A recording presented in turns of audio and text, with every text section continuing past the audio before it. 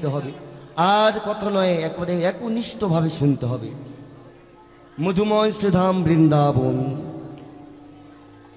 বৃন্দাবনে কৃষ্ণচন্দ্র জমিদার বাবু। জগতে বললাম না, পিতামাতা অনেক দেখা যায়। কোনো পিতামাতা ভগবানের কাছে চায় যেন একটা কৃষ্ণ ভক্ত সন্তান হয়, আবার কোনো পিতামাতা চায় তার সন্তান যেন টাকা পয়সা নিয়ে কৃষ্ণ বিমুখ হয়ে বেঁচে রয়।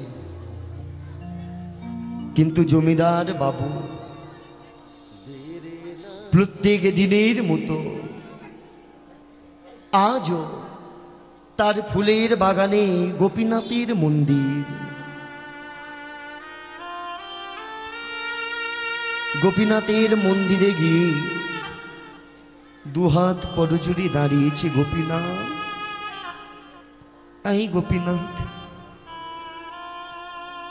এই জগতে সবাই আমার কাছে চায়, কারণ আমি এই বৃন্দাবনের জমিদার, সবাইকে আমি দিই, কিন্তু আজ আমি তোর কাছে হাত পেতে দাঁড়িয়েছি। তুমি না চাইতে আমার অনেক কিছু দিয়েছ, কিন্তু আজ আমি টাকা পয়সা নয়, দিতে যদি হয় তবে একটা আমার কৃষ্ণ ভক্তের সন্তান তুমি দাও।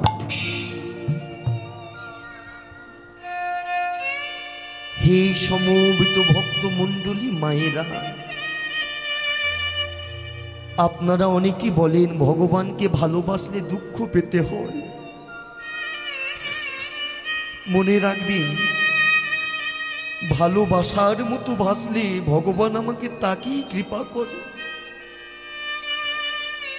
কে বলেছে ভগবান ডাকি সাড়া দেয় না গো? ভগবান কি পেতে গেলে কোনোদিন কি রাধার মতো ভালোবাসতে পেরেছেন? কে বলেছে আমার গোবিন্দ কৃপা করে না? আমার গোবিন্দকে পেতে গেলে কোনোদিন মীরার মতো কাঁদতে শিখেছেন? কে বলেছে আমার ভগবানকে পাওয়া যায় না? আমার ভগবানকে পেতে গেলে কোনোদিন প্রহ্লাদের মতো হৃদয়ে বিশ্বাস রাখতে পেরেছেন মায়েরা? আচ্ছা বাবা, কে বলে আমার ভগবান কৃপা করে না? ভগবান কি পেতে গেলে কোনদিন আমার ছোট্ট সুদামার মতো বন্ধু হতে পেরেছে? নিতাই গৌর, ভালোবাসতে হয়, ভালোবাসার মতো বাসলে পরে মন্দিরের ওই ভগবান না সাড়া দিয়ে কি থাকতে পারি? তাই আজও বৃন্দাবনে জমিদার বাবু হাত পেতে রয়েছে। হ্যাঁ গোপীনাথ, গোপীনাথ, সবাই আমার কাছে চায়, আমি সবাইকে দিই, তুইও আমাকে দে না। না, টাকা পয়সা নয়, গাড়ি বাড়ি নয়, যদি দিতে হয় একটা কৃষ্ণ ভক্ত সন্তান আমায় ভিক্ষা দে। মনে রাখবেন সমবেত ভক্ত মণ্ডলী মায়েরা, ভক্ত যদি কায় মনে কোনো বাঞ্ছা করে, ওই ভগবানের সাধ্যি নাই সেই বাঞ্ছা স্ফুরে। ভগবান তাই করলেন, জমিদার বাবুর স্ত্রী চারুশীলার কোল আলো করে একটা ফুটফুটে সন্তান জন্ম দিলেন। এ জগতে পিতা কেমন হয় দেখুন। যখনই চারুশীলা একটা ফুটফুটে সন্তান জন্ম দিল না, মায়ের কোল থেকে জমিদার বাবু পুত্রটাকে নিয়ে গোপীনাথের মন্দিরে এসে দাঁড়ালো। গোপীনাথ, এই গোপীনাথ, তোর কৃপাতে আমার এই সন্তান পাওয়া, তাই তোর কৃপাতে যেমন নাম পেয়েছি আমার সন্তানকে, আজ আমি এর নাম নিলাম আমার পুত্র রঘুনাথ। আমি তোর নাম দিলাম, নিতাই গৌর হরিব। আমি নাম দিলাম রঘুনাথ, আমি তোর নাম দিলাম।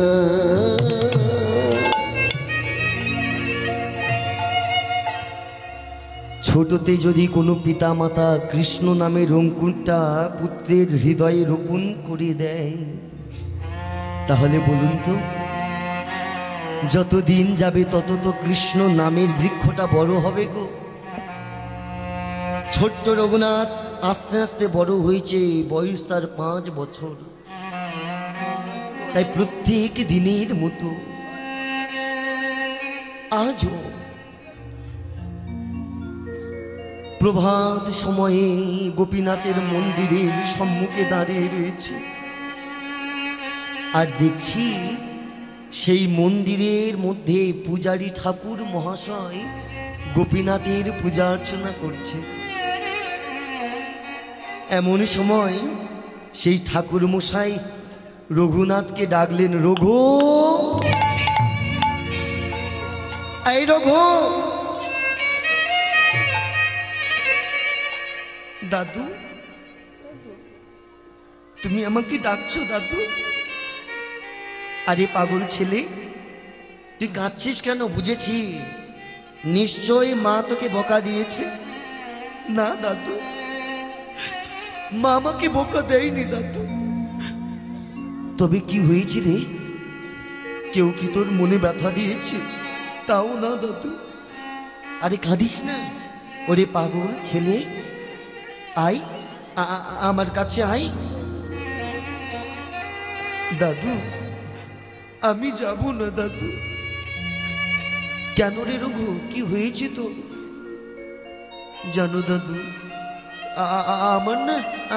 আমার বড় ভয় করে। ঠাকুর মশাই বলে উঠলেন, পাগল ছেলে, তুই না মন্দিরের গোপীনাথকে বন্ধু মনে করিস?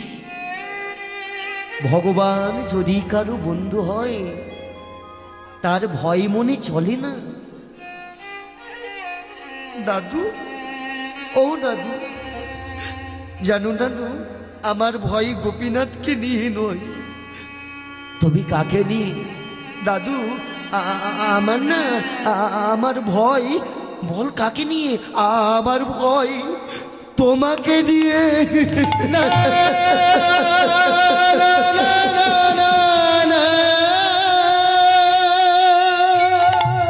রঘু, না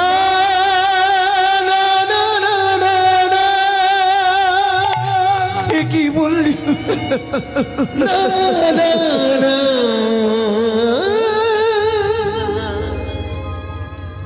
না বলো না।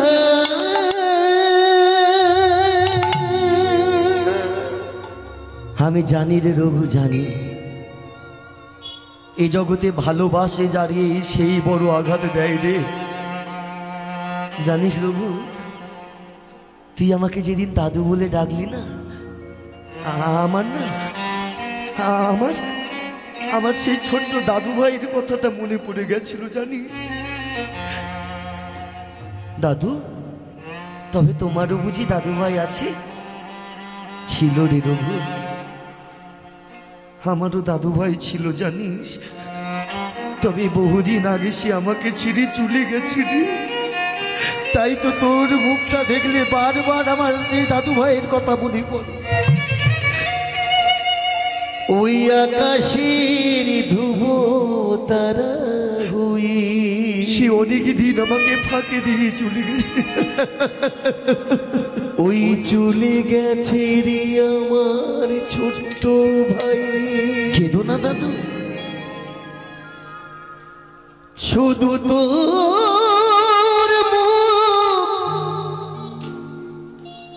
তোর মুখখানা দেখলি আমার। দাদু তুমি কেঁদো না। আমায় মনে পড়ে রে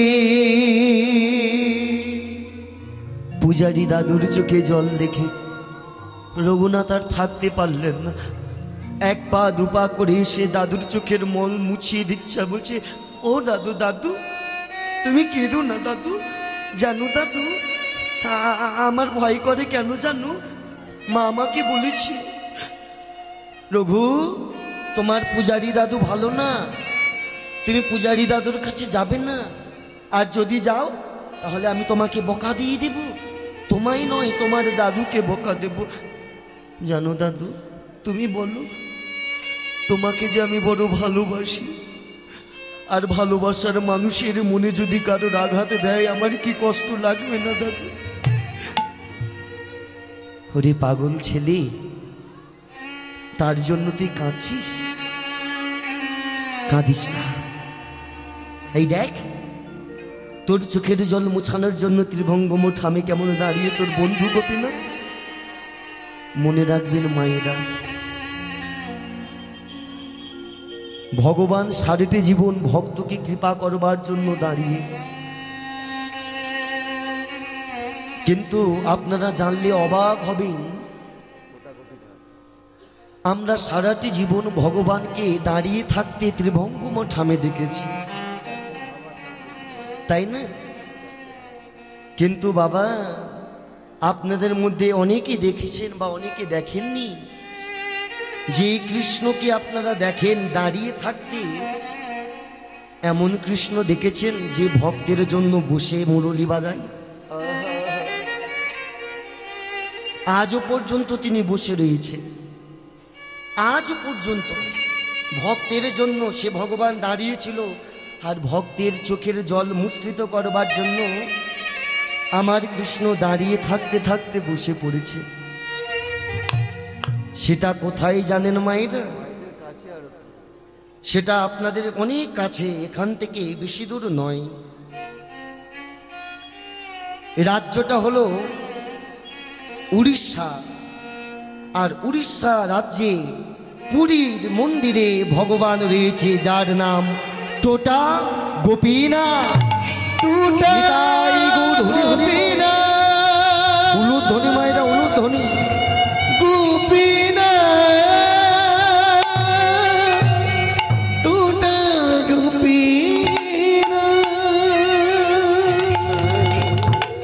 এই টোটা গোপীনাথ আজও পর্যন্ত উড়িষ্যা রাজ্যে জগন্নাথের কাছে বসে রয়েছে বাবা। টোটা কথার অর্থ কি জানেন? উড়িষ্যা ভাষায় টোটা কথার অর্থ হলো ফুলের বাগান। মন দিয়ে কথাটা শুনুন মায়েরা, তবে কৃষ্ণ প্রেম জাগবে হৃদয়ে। এই ফুলের বাগানে গোপীনাথকে রেখেছিল কোন দিনে জানেন? যেদিন আমাদের বাংলা ছেড়ে মহাপ্রভু উড়িষ্যা রাজ্যে চলে গেল। কৃষ্ণ প্রেমে বিভোর হয়ে হা কৃষ্ণ প্রাণ কৃষ্ণ বলে কাঁদে। সেই ভগবান কৃষ্ণ বলে কাঁদতে কাঁদতে বালির মধ্যে গোপীনাথকে পেয়েছিলেন। শুনুন, এই বালির মধ্যে গোপীনাথকে যখন পেয়েছিলেন, বালির মধ্য থেকে গোপীনাথকে বুকে নিয়ে নিজের গম্ভীরায় এনেছিলেন। আর আমার মহাপ্রভু প্রত্যেক নিশীতে গদাধরের গৃহে ভাগবত পাঠ শ্রবণ করতে যেতেন। গদাধরের বদনে ভাগবত কথা প্রসন্ন হয়ে ভগবান তার হাতের গোপীনাথকে গদাধরকে দিয়েছিল। গদাধর, গদাধর, আমি আমার গোপীনাথকে তোমার হাতে দিয়ে গেলাম। সেদিন মহাপ্রভুর নয়নে গদাধর বাড়ি দেখেছিলেন, তবে সে বাড়ি অন্য বাড়ি। মনে রাখবেন, ওই গদাধরের হাতে গোপীনাথ তুলে দিয়ে ভগবান মহাপ্রভু বিলীন হয়ে গেছিলেন পুরীর মন্দিরে। ওই টোটা গোপীনাথকে বুকে জড়িয়ে বলেছিল, গোপীনাথ রে, তোকে পেলাম, আর পাওয়ার সাথে সাথে আমি মহাপ্রভুকে হারালাম। তবে মহাপ্রভুর স্মৃতি, মহাপ্রভুর আজ্ঞা পালন করাই আমার কাজ। তোকে যখন আমি পেয়েছি রে, আজ হতে এই গদাধর তোর সেবার দায়িত্বর ভারটা আমি আমার কাঁধে নিলাম। প্রত্যেক দিন গোপীনাথের সেবা দেয়, টোটা গোপীনাথ সেবা পাই। দিনের পর দিন যায়, মাসের পর মাস, বছরের পর বছর। এদিকে গদাধর প্রভুরও বয়স হতে শুরু করেছে। গদাধর প্রভু সোজা হয়ে আর দাঁড়াতে পারে না মায়েরা। টোটা গোপীনাথের সম্মুখে দাঁড়িয়ে বলে, গোপীনাথ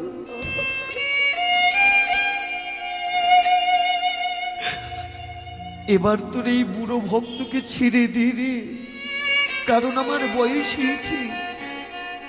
আগের মতো তোর বদনে আমি প্রসাদ তুলে দিতে পারি না, বয়স হয়েছে তো সোজা হতে পারি না। তাই গোপীনাথ তুই আমাকে ছেড়ে চলে যা, যা, আমি তোর কষ্ট সেই দেখতে পারবো না রে। চলে যা গোপীনাথ, চলে যা, তুই চলে যা, চলে যা, না হলে গো চলে যা গোপীনাথ। এমন অনুরাগ না হলে গোপীনাথ আমার গোবিন্দ মেলি না। মনে রাখবেন মায়েরা, এই জগতে ভগবান সব সইতে পারে, কিন্তু ভক্তের চোখের জল তিনি সইতে পারে না। আর এমন এক ভক্ত কাছে যিনি বৃন্দাবনে ব্রজেশ্বরী নবদ্বীপে হয়েছিল রাধা স্বরূপিণী গদাধর। তার চোখে জল দেখে গদাধরের হাত বদনে ওঠে না বলে সেই মন্দিরে টোটা গোপীনাথ ভক্তকে কৃপা করবে বলে দাঁড়িয়ে থাকতে থাকতে হঠাৎ একদিন বসে পড়লেন। হরিবল হরিবল হরিবল হরিবল। গদাধরকে স্বপ্ন দিলেন, গদাধর আমি তোমাকে ছেড়ে যেতে তো পারবো না, তোমার আমার বদনে হাত ওঠে না তাই চলে যেতে বলছো। একবার মন্দিরে গিয়ে দেখো তো, এবার মনে হয় তোমার বদন আমার বদনের কাছে তোমার হাত আসবে। গদাধর ঘুমের ঘরে এসে মন্দিরে দেখলেন যে টোটা গোপীনাথ দাঁড়িয়ে ছিল, সেই টোটা গোপীনাথ হাতে মুরলি নিয়ে বসে রয়েছে। ভক্তের হাতে প্রসাদ পাবে বলে মায়েরা আজও পর্যন্ত টোটা গোপীনাথ ওই পুরীতে বসে রয়েছে। যদি যান একবার টোটা গোপীনাথের দর্শন করবেন। নিতাই গৌর হরিবল। মনে রাখবেন, ভগবানকে যদি পেতে হয় একবার পুরী ধাম যাবেন। হ্যাঁ, আচ্ছা মায়েরা, কীর্তন তো আপনারা অনেক দিন শুনছেন বা শোনেন, আপনাদের দেখবেন জ্ঞান বেশি, আমার থেকে আপনাদের জ্ঞানটা বেশি। কেন?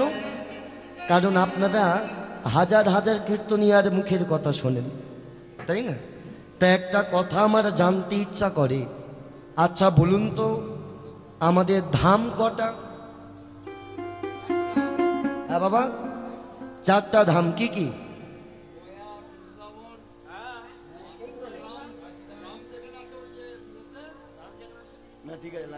বাবা প্রথমে কাশী ধাম তো জানতে হাসির কথা নয়। হ্যাঁ না, ধাম যদি চারটে হয় তাহলে বলেন কেন কাশী ধাম, গয়া ধাম, নবদ্বীপ ধাম, বৃন্দাবন ধাম, তাই না? তাই এত যদি ধাম থাকে চারটে কি করে ধাম হলো? বাবা ঠিক বলেছেন, চারটেই ধাম। আগে জানতে হবে ধাম কাকে বলে। ধাম তাকে বলে যেখানে ভগবান তার লীলা শেষ করেছেন, তাকে বলে ধাম। যেখানে ভগবান তার লীলা শুরু করেছে সেটাকে ধাম বলে না। চার যুগের চার ধাম, সত্য ত্রেতা দাপর কলি।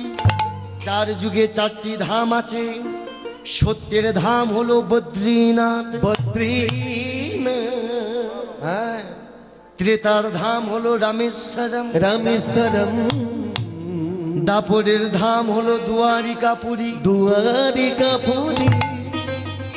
আচ্ছা মায়েরা বলুন তো, সত্যের ধাম যদি হয়, কই কি বলেছি, বদ্রীনাথ, ত্রেতায় যদি রামেশ্বরম, South India। দাপরের ধাম যদি দুয়ারিকাপুরী, এবারে বলুন কলিযুগের ধাম কোথায়? সংসার ধাম। হ্যাঁ, বৃন্দাবন। আগে আমার কথাটাই আপনারা বোঝেন না। আমি বলেছি ধাম কাকে বলে? যেখানে ভগবান তার লীলা সমাপ্ত অর্থাৎ শেষ করেছে তাকে বলে ধাম। তাহলে কলিযুগের ভগবানকে না, কৃষ্ণ হলো দাপরের ভগবান, কলিযুগের ভগবান এই গৌরাঙ্গ মহাপ্রভু। তাহলে মহাপ্রভু দেহ রেখেছিলেন কোথায়? নবদ্বীপ নয়, জন্ম হয়েছিল নবদ্বীপে, দেহ রেখেছিল কোথায়? পুরী ধাম। তাহলে কলিযুগের ধাম কোথায়? নিতাই গৌর হরি বল। জগন্নাথ স্বামী নয়ন পথগামী ভব তুমি, ভব তুমি। আমাদের কলিযুগের ধাম হলো শ্রীক্ষেত্র ধাম, পুরী ধাম। মনে রাখবেন, মাথায় রাখবেন। আজকের এই কীর্তন শুনছেন ওই পুরী ধামের জন্য। কীর্তন উৎপত্তি হয়েছে পুরী থেকে। যদি বলেন কেন, এর একটা ঘটনা রয়েছে। এই কীর্তন আগে ছিল কৃষ্ণ নাম, মহামন্ত্র নাম, মহাপ্রভুতে এনেছে হরিকৃষ্ণ নাম। আর এই কীর্তন উৎপত্তি হয়েছে পুরী ধাম থেকে। তার প্রমাণ, কীর্তন শ্রেষ্ঠ, কীর্তনের উৎপত্তি গীত গোবিন্দম থেকে। হ্যাঁ, আর গীত গোবিন্দম থেকে যদি কীর্তনের প্রচলন হয়, তাহলে পুরী থেকে কেন কীর্তনের উৎপত্তি? এই প্রমাণটা শুনুন। পুরীর পাণ্ডারা প্রত্যেক দিন জগন্নাথ দেবকে দর্শন করে। একদিন জগন্নাথ দেবের বসন পরিত্যাগ করতে গিয়ে দেখছে জগন্নাথ দেবের গায়ে কাঁটা, জামা ছেঁড়া। জগন্নাথ দেবের এমন দৃশ্য দেখে পুরীর পাণ্ডারা কাঁদতে শুরু করলো, প্রভু কি এমন তোমার এমন দশা হয়েছে?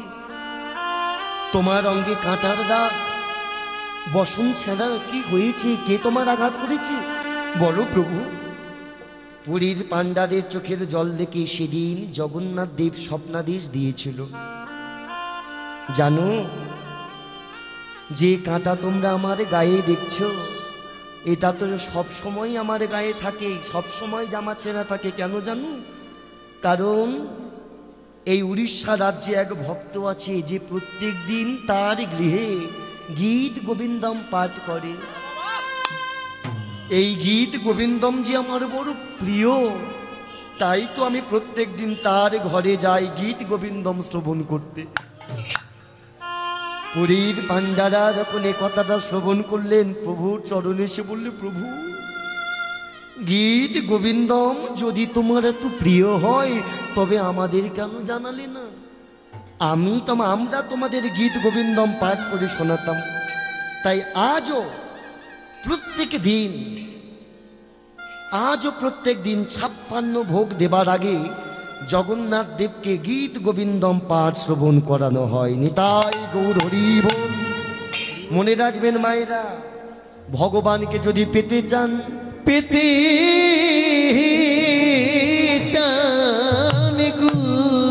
তাহলে সংসার মায়া ছেড়ে একবার যান শ্রীক্ষেত্র ধাম। ওই শিখেতে যান গুমা।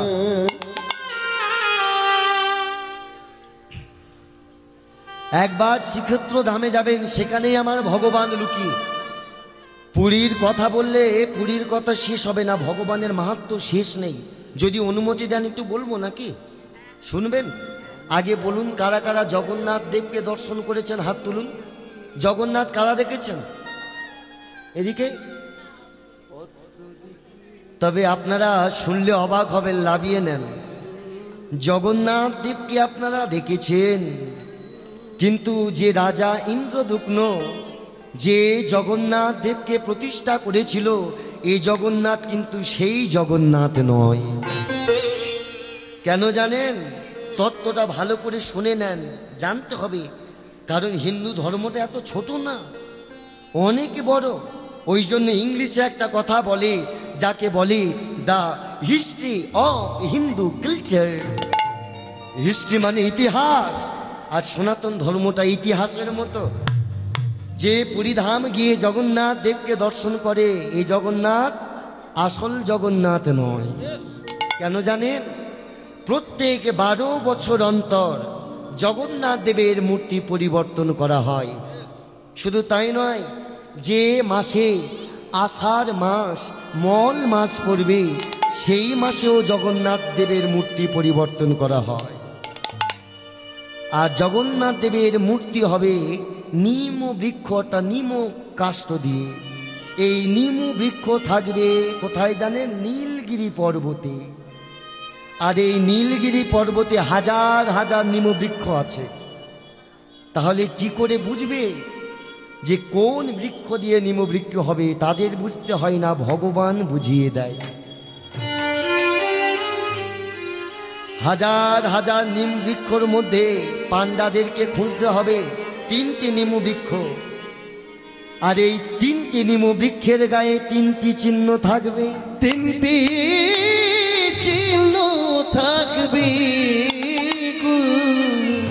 প্রথম বৃক্ষের গায়ে থাকবে চক্র চিহ্ন। প্রথম বৃক্ষের গায়ে থাকবে চক্র চিহ্ন।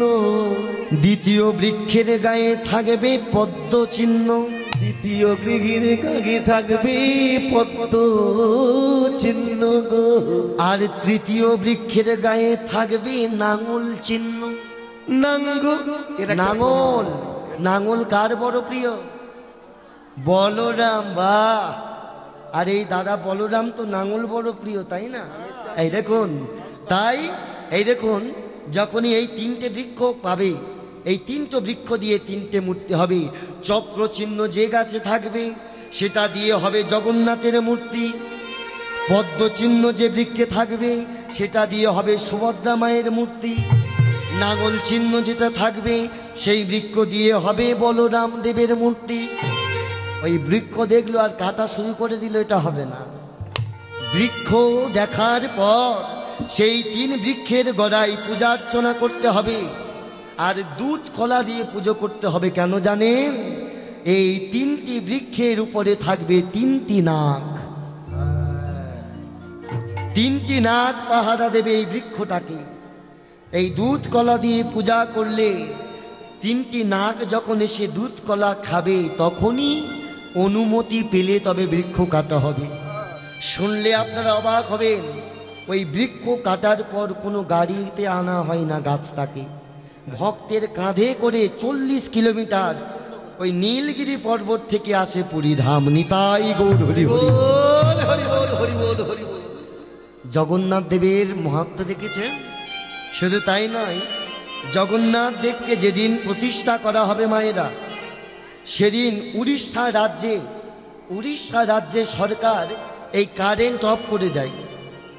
সেদিন কারোর ঘরে বা লাইট জ্বলবে না, সবার ঘরে দেওয়ান অর্থাৎ প্রদীপ জ্বলবে। আর ভগবানকে প্রতিষ্ঠা করবার জন্য ওই উড়িষ্যা রাজ্যের সব থেকে বৃদ্ধ মানুষকে খোঁজা হয়। কেন জানেন? কারণ ওর হাত থেকে আজও পর্যন্ত বর্তমান ভগবানের কৃষ্ণের হৃৎপিণ্ড এই জগন্নাথ দেবের হৃদয়ে প্রতিষ্ঠা। ওই বয়স্ক মানুষকে চোখ বেঁধে ভগবানের হৃৎপিণ্ড নিয়ে ওই জগন্নাথ দেবের সম্মুখে ধরলে হৃৎপিণ্ড গিয়ে জগন্নাথ দেবের সঙ্গে মিলিত হয়ে যায়। কেন বয়স্ক মানুষকে খোঁজা হয় জানেন? কারণ ওই প্রাণ প্রতিষ্ঠার পর 3 দিনের মাথায় তার মৃত্যু হয়ে যায়। হরি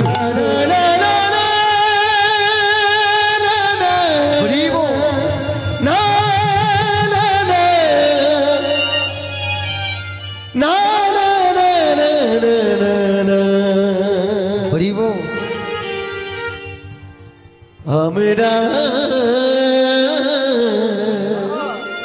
এই ভগবানের মহিমা ভুলে গেছি গো।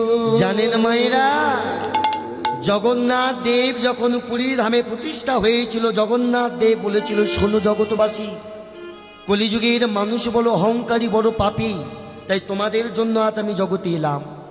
শোনো, যারা একনিষ্ঠভাবে যতই পাপ হোক না কেন আমাকে দর্শন করবে, তার পাপ বলতে জগতে আর কিছু রবে না। জগন্নাথ দেবকে দর্শন করলে সব পাপ ধুয়ে যায়।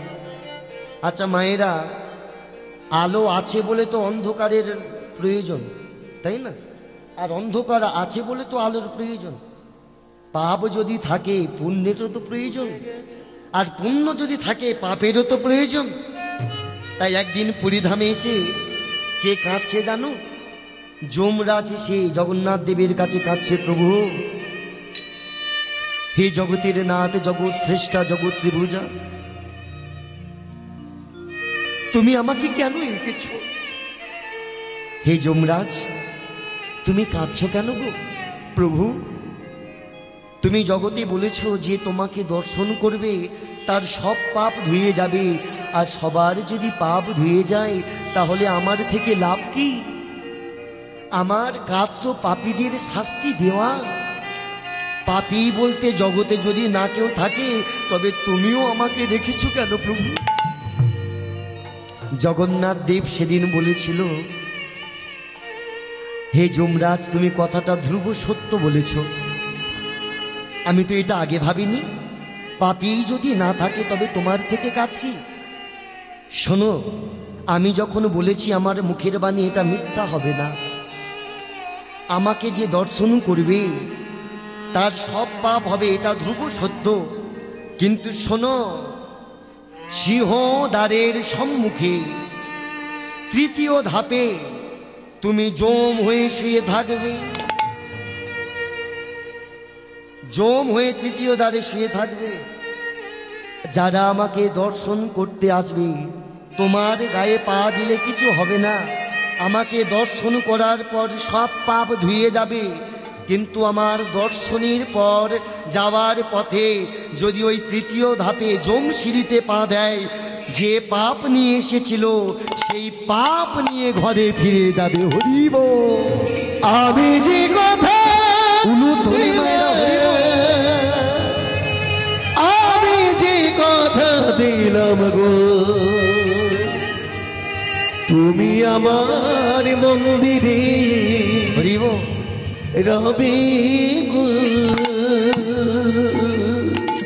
ওই জন্য মায়েরা যাবার সময় তৃতীয় ধাপে পা দিয়ে যান, আসার সময় তৃতীয় ধাপে পা দিলে যে পাপ সেই পাপ নিয়ে ঘরে ফিরতে হবে। তবে আপনাদের প্রশ্ন হতে পারে, বিশ্বরূপ বাবা সিঁড়ি তো হেইয়া চওড়া, একটা সিঁড়ি 10 ফুট চওড়া, তা ওকে তো পা দিয়েই আসতে হবে রে ভগবান। এ ভগবান যেমন মানে মায়ের আস্তে আস্তে, ভগবান যেমন ভক্তের কৃপা করবার জন্য একটা দরজা রেখে দিয়েছে, পাপ নিয়ে যাওয়ার জন্য নয়। কারণ জগন্নাথ পুরী ধামে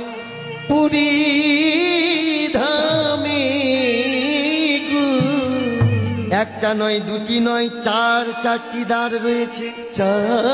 চারটি দ্বার রয়েছে, পূর্ব, পশ্চিম, উত্তর, দক্ষিণ, 4টি দ্বার। যে দ্বারে যাবেন সেই দ্বারে আর আসার চেষ্টা করবেন না। আসলে ওই সিঁড়িতে আপনাকে পা দিতেই হবে, আর ওই পাপ নিয়ে আপনাকে ঘরে যেতে হবে। এটাই জগন্নাথের মহিমা। তাই নয়নের জলে প্রেম চো বলো ভাই জগন্নাথ দেব কি জয় হো, বলরাম দেব কি, সুভদ্রা মাইয়া কি। এই পুরীধামে গেতে গেলে অনেক মাহাত্ম্য যেমন আছে, এই পুরীধামের কিছু কিছু ভজনও বড় ভালো লাগে, তাই না?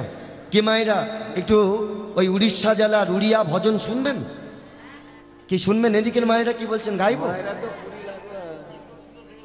হ্যাঁ, তাহলে উড়িয়া ভজন গাইতে গেলে ভালো করে মন দিয়ে শুনতে হবে। আর শুনতে গেলে একবার জোরসে উলুধ্বনি দেন দেখি। বাহ! উড়িয়া ভজনে বলছে, মত করে দে রে নন্দলালা, পুরী মে কিন্দুরো বালা, পুরী মে কিন্দুরো বালা। বলছে, আমি ভেঙে বলে দেবো, উড়িয়া ভাষা তো। বলে মত কারি দে রে নন্দলালা, আমার সুমতি দাও, সুবুদ্ধি দাও। কতদিন আর সংসারে থাকবো? সুমতি দিলে কি হবে জানো? পুরী মে কেন্দুরবালা, আমি পুরী যাব, পুরী গিয়ে তোমার দর্শন করব, তাই না?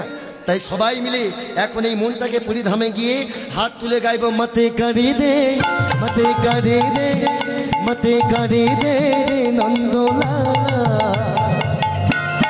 তালি দিয়ে পুরী মে কেন্দুরবালা, পুরী মে কেন্দুরবালা, সবাই মিলে मत कर दे रे नंदलाला, पुरी में বুলু ধরি হরি হরি বল, पुरी में इंदुरबाला, মতে করে দে, মতে করে দে রে নন্দলালা। সব তালি দিয়ে পুরী মে কেন্দুরবালা, পুরী মে কেন্দুরবালা। मत कर दे, তালি কর, मत कर दे रे नंदलाला, पुरी में इंदुरबाला, সবাই মিলে पुरी में इंदुरबाला, বুলু ধরি।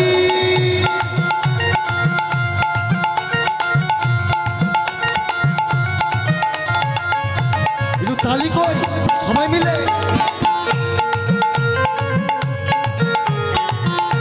একসাথে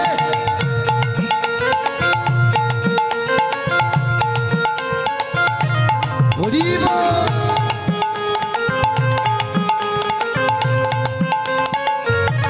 সবাই মিলে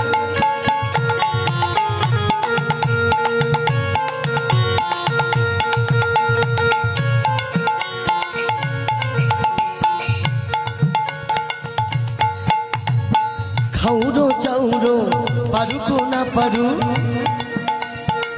খাউডো চাউডো পাড়ুকু না পাড়ু, কথাটা বুঝতে পারছেন মায়েরা?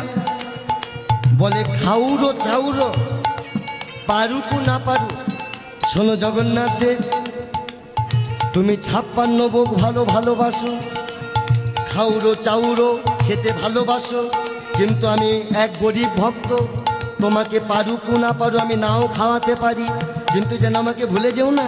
খাউরো চাউরো পারুকু না পারু, তালি দিয়ে খাউডো চাউডো পাড়ুকু না পাড়ু, तू मेरा नंदोला, उठोरो अंधरो भीतरो आधारो, तू मेरा रे नंदोला, तू मेरा रे नंदोला।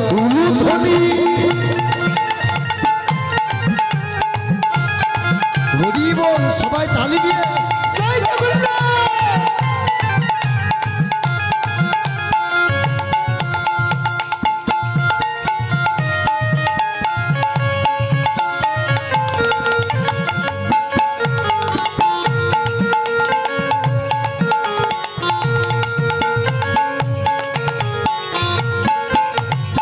খাউরো চাউরো পারুকু না পারু, খাউডো চাউডো পাড়ুকু না পাড়ু, তোমাকে আমি নাও খাওয়াতে পারি, কিন্তু তুমি আমার সেই নন্দলাল। মায়েরা, ভগবান ভালোবাসে ভক্তের ভক্তি, প্রসাদ নয়। তাই বলছে দয়াময়, খাউরো চাউরো পারুকু না পারু, খাউডো চাউডো পাড়ুকু না পাড়ু, তু মেরা নন্দলাল, ওঠো রে অন্তরো অন্তরো ভিতরো, তু মেরা রে নন্দলাল। হরি হরি বল, সবাই তালে মতে করি দে, মতে করি দে নন্দলালা। পুরি में इंदुरबाला, पुरी में इंदुरबाला, पुरी में इंदुरबाला, নিতাই গৌর হরি বল। पुरी में इंदुरबाला। प्रेम से बोलिए श्री क्षेत्र धाम की, जगन्नाथ देव की, बलराम देव की, सुभद्रा मैया की, কারোর ঘুম পেয়েছে কি? পাইনি তো, পাবে কি করে? এমন ভক্ত যদি কাছে পাওয়া যায় ঘুম আছে? কোন ভক্ত? সেই রঘুনাথ, তাই না? যার জন্য আজ দাদু বলছে, শোনো রঘুনাথ, ভক্তের জন্য ভগবানও বসে, ভক্তের জন্য ভগবানও ওঠে। হ্যাঁ, তুমি কেঁদো না, মা বারণ করেছ তো কি হয়েছে? যদি গোবিন্দ তোমাকে কৃপা করে, সে নিশ্চয়ই তোমাকে কৃপা করবে। আজ রঘুনাথ দাদুকে কি বলছে জানো? পূজারী দাদুকে বলছে, দাদু ও দাদু, আরে কি হলো রে আবার? দাদু দাদু জানো, আমি আছি নয়, প্রত্যেক দিন আমি মন্দিরে আসি। তাই? হ্যাঁ দাদু, কিন্তু জানো দাদু কি জানো, আমি না দূর থেকে তোমাকে দেখি। কি দেখিস? আমি দেখি না তুমি হাতে কিছু একটা নিয়ে ও আমার বন্ধু গোপীনাথের চরণে দিচ্ছ। ও দাদু দাদু তুমি বলো না গো দাদু, ওটা কি? শুনতে চাস গোপীনাথ? ওই হাতে আমার কি থাকে জানিস? ওটা যে একটি চন্দন মিশ্রিত তুলসী পত্র। দাদু দাদু তুমি কেন এমন করো দাদু? তুমি জানো আমার বাবা কত বড় লোক, তুমি শুধু চন্দন মিশ্রিত তুলসী পত্র দাও কেন? তুমি রাজভোগ দিতে পারো না? হ্যাঁ, তুমি তুলসী পাতা শুধু দাও। দাদু ভাই, তোর বন্ধু গোপীনাথ এই রাজভোগের থেকে যে চন্দন মিশ্রিত তুলসী পত্র বড় ভালোবাসি রে। কি বললে দাদু? দাদু তবে দাও না গো। ও দাদু দাদু তুমি আমায় দাও। কি দেব? ওই চন্দন মিশ্রিত তুলসী পত্র। ও দাদু আমি কি করবো জানো? এই দাদু ভাই, তুই তুলসী পত্র নিয়ে কি করবি? ও দাদু, আমি রঘুনাথে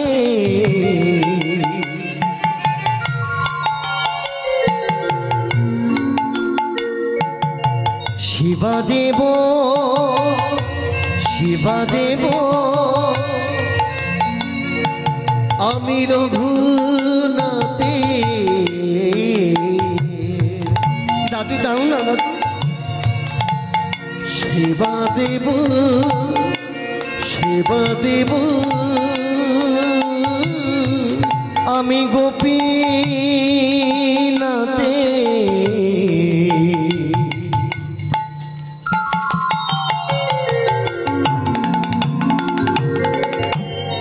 শিবা দেব,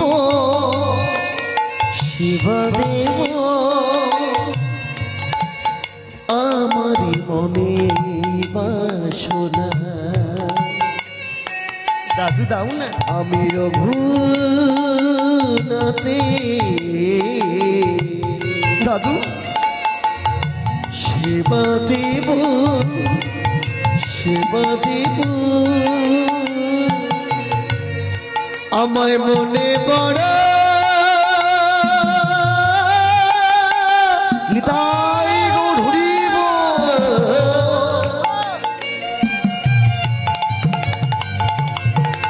এইবার শোনা রঘুনাথে সেবা দেব, নিতাই গৌর হরিব।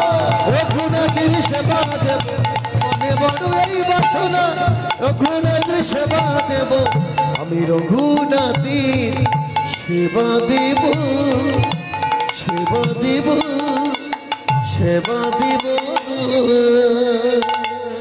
সবে মাত্র দাদুর হাত থেকে তুলসী পত্রটা নিয়ে যখন ছোট্ট রঘুনাথ গোপীনাথের চরণে দেবে, কে যেন সুমধুর কণ্ঠে ডেকে উঠল, রঘু।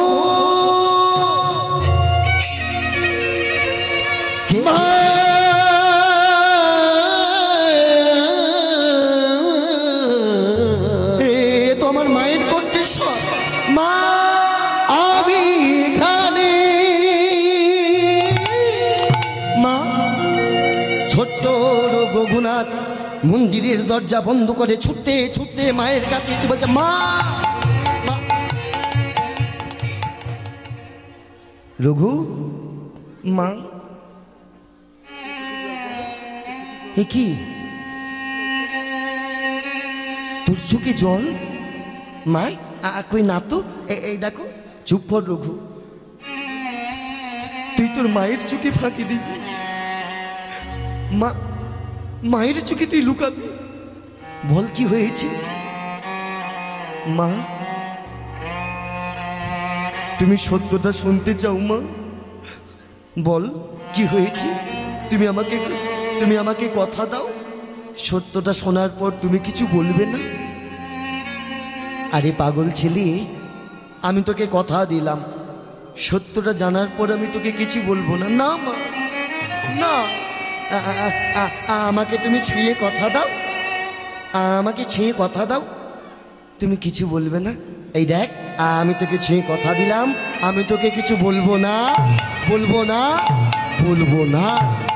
এই না হলে তুমি আমার মা, এবার তো বলো রঘু, কি হয়েছে, কাঁদছিস? আমি তোমার ছেলে।